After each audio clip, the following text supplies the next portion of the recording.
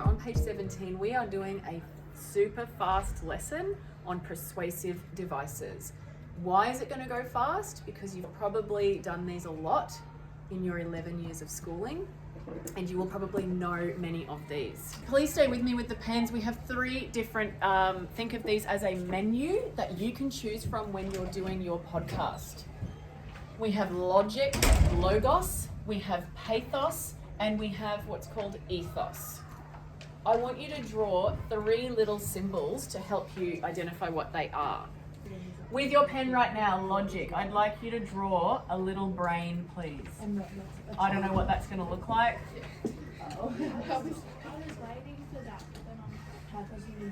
What does your brain look like? I don't know, but just draw a little brain next to logos, please. Yes. Is the draft just the script? Yeah, great question. Yep, the draft is just the script. Please draw a little brain right there. Why are we drawing a little brain? Because, what was that? Yeah, because it's logic.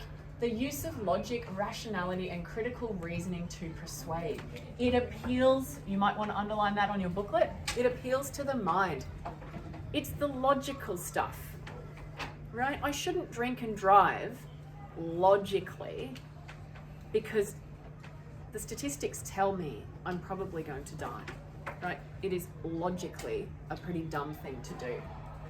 It's persuading the person intellectually. I said I'm going to go really fast. I really did mean it. How did your brain come out? Did it look like a whoopee cushion? It looks like a little clap. Yeah, a little clap. Whatever. It's okay. Can I get you on your booklet right now, because I know this is a bit blinding, look at the options you can do when you're trying to persuade using logos, right? Some of the classics that students will do, you'll give some facts, you might do some stats, you might give some definitions, you might rock an if-then statement, which means, I'll give you an example of an if-then. If we're going to ban phones, then surely we should ban laptops. I got you there. You're like, yo, that's quite logical. That's a good persuasive argument. You can see there's a number of other ones in there. I didn't make this. I screenshotted this from someone amazing online. And I loved it because it keeps it nice and easy for me to look through. The biggest problem with the podcast, or in grade 12, with your next persuasive task you do, is that kids will only pluck strategies from here. And they'll bore me senseless with stats. Stats and facts, stats and facts. So if I use that example from before of I'm not going to drink and drive logically because the stats tell me I'm likely going to die. If we come into this section, I want you to draw a heart here, please. Yeah, love that. You could draw some crying as well. I'm going to draw some sort of like a Greek tragedy face. Funny I should say that, a Greek tragedy face, because this word pathos comes from the Greek word for suffering. So if I'm going to persuade you from this section, I'm appealing to your emotions. You've got your booklets. It's appealing to the heart and the audience's emotions. I'll throw out to you guys, maybe someone can help me here. So I said I'm not going to drink and drive because statistically it's pretty dangerous. What could be something you'd use to appeal to the emotions? I'm not going to drink and drive because you might die. And who would that impact? Your family. Ugh, now I'm listening. And it would be tragic. It would be heartbreaking. Don't risk your life or your family's life. So I'm out of stats and I'm into the feelings. What can you do here? I'll pull a few out for you guys. That's a really good strategy, isn't it? Reading is sexy. So instead of just saying, statistics show that students who read, according, it's like, reading is sexy. Do it. That's cool. What else can you do? Stories and testimonials, please add this. Real people is even better. So we looked at pill testing as a class. And in that pill testing exploration, we didn't just look at stats, we looked at whose story. Do you remember? Who did we learn about? A girl, but who did we hear from? The mother of a person who had died from drug overdose. Personal anecdotes. Please add this. Your story. A personal anecdote. I hate that buzzing, guys. A personal anecdote is something that's happened to you. So your personal experience with something. So if I was to say, 45% of students are bullied in school. I'm over here. And then if I was to say, imagine suffering in silence, feeling alone whilst you're surrounded by people, crying out for help and no one hears you. I'm over here, right?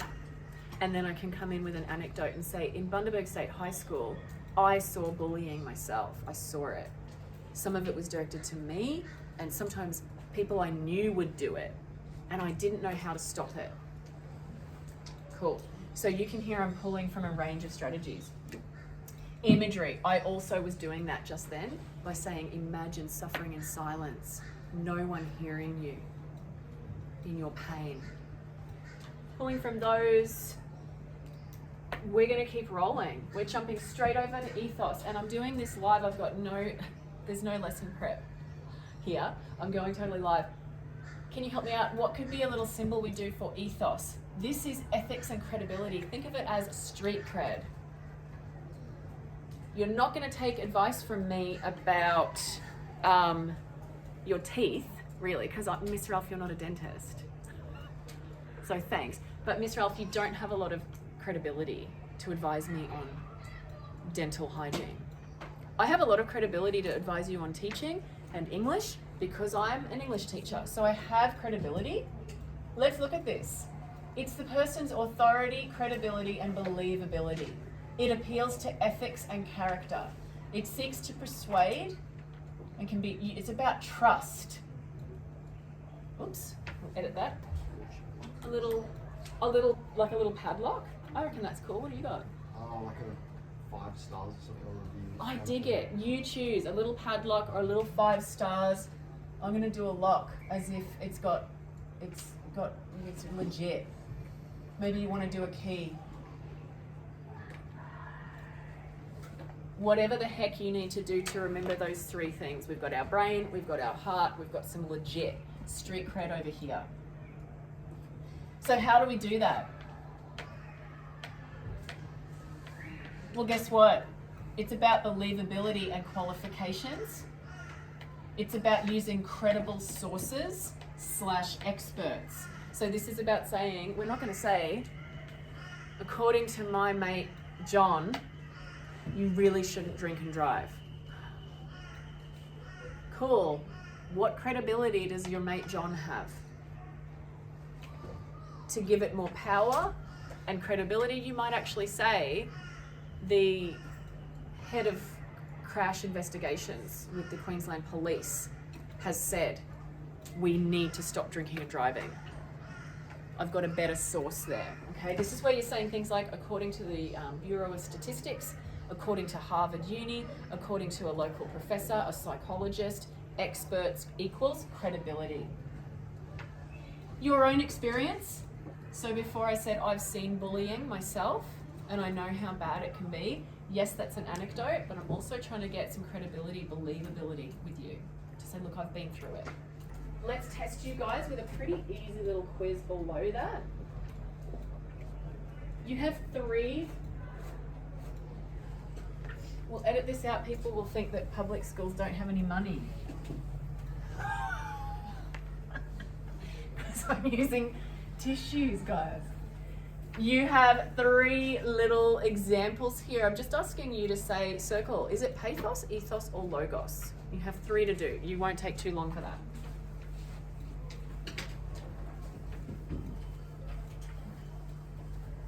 I love it. I'm going to pause that video for a sec. If you're unsure, ask somebody next to you.